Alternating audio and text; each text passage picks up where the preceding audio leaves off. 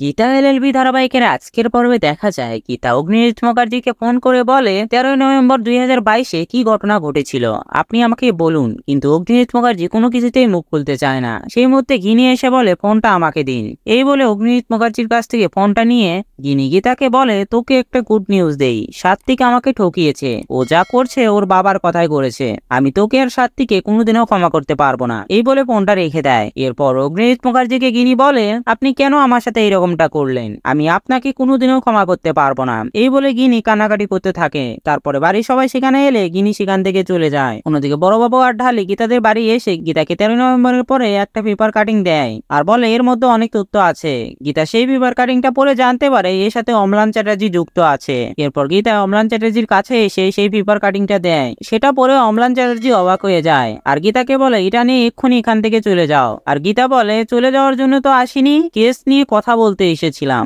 তো বন্ধুরা, ভিডিওটি কেমন লাগলো কমেন্ট করে জানাও। আর এমন গসিপসে আপডেট পেতে আমাদের চ্যানেলটি সাবস্ক্রাইব করুন।